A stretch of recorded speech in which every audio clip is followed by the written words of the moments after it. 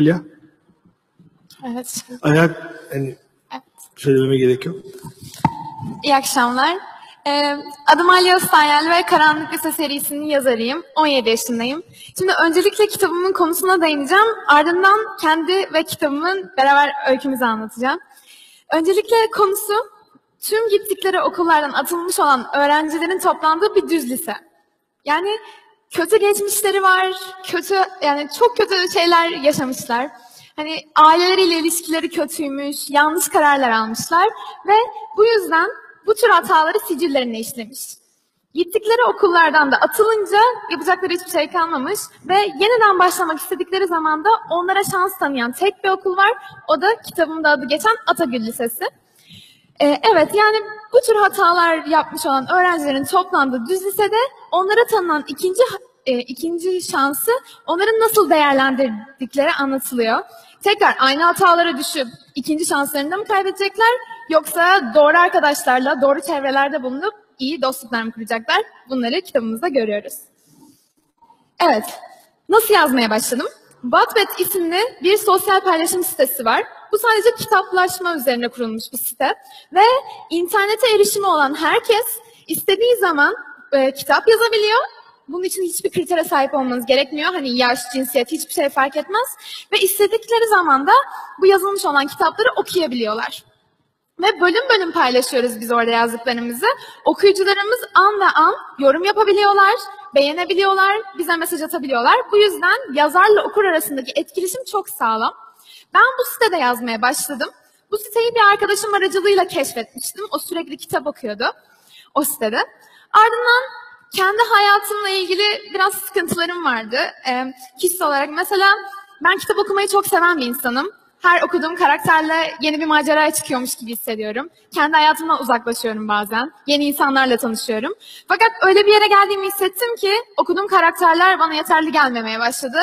Çünkü ben bu kitabı yazdığımda 16 yaşındaydım. 16 yaşındayım, yapabileceğim şeyler sınırlı. Dersler var, okul var, her şey var. Her şey zaten programlı önümde. Sabah okula gidiyorum, akşam eve geliyorum ve bunların hepsini yapmak zorundayım.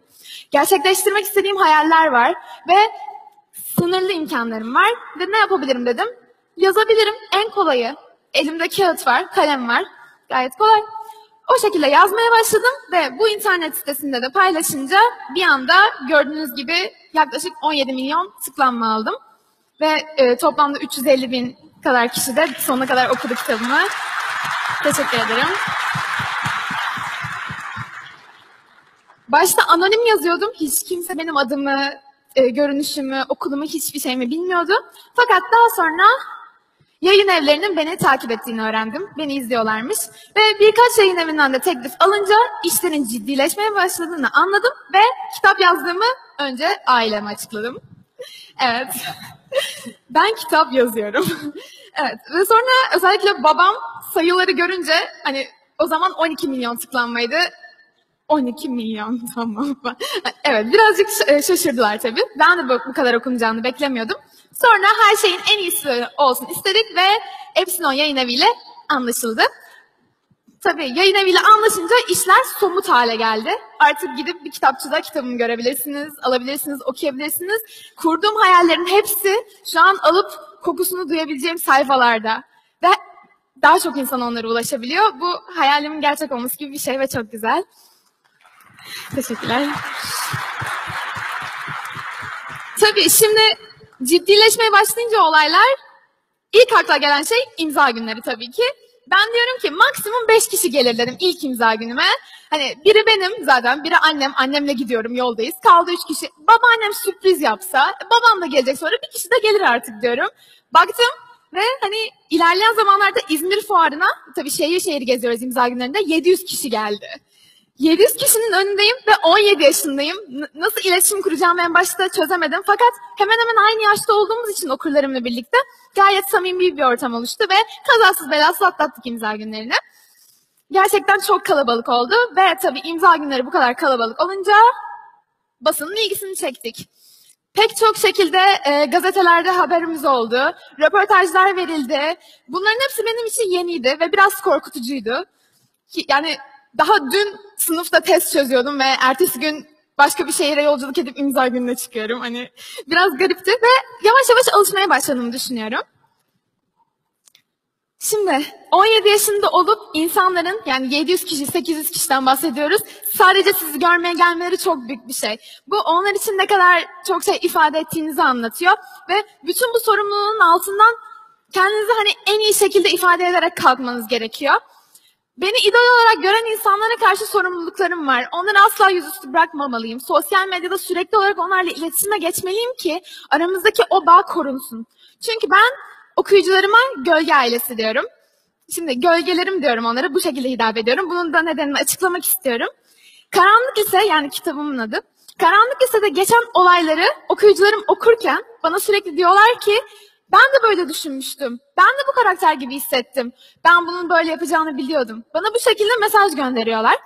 Ve sanki kitapta bulunuyormuş gibi olduklarını ben hissediyorum. O karakterlerin yanında Atagül Lisesi'ne onlar da gidiyor mesela ama sadece isimleri yazmıyor. Yani kitapta aslında var olmasalar bile birer gölge oluşturuyorlar. İşte bu yüzden onlara gölgelerim diye hitap ediyordum.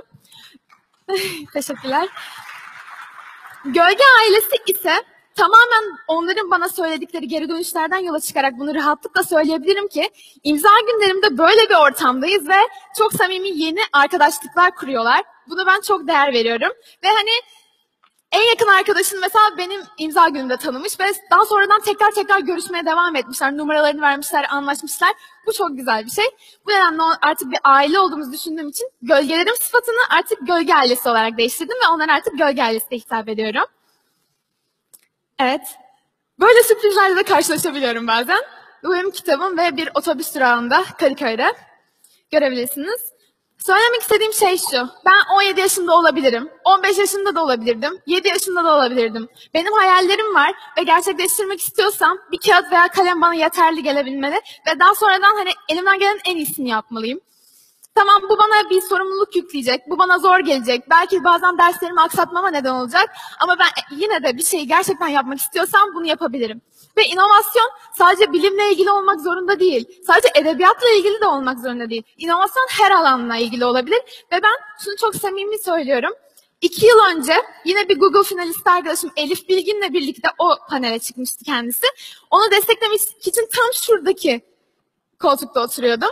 Ve hani öyle bir hayalmiş ki şu an buradayım ve siz de aynen seneye burada olabilirsiniz. Burada oturan veya oturmayan, bunu daha sonra izleyecek herkese söylüyorum.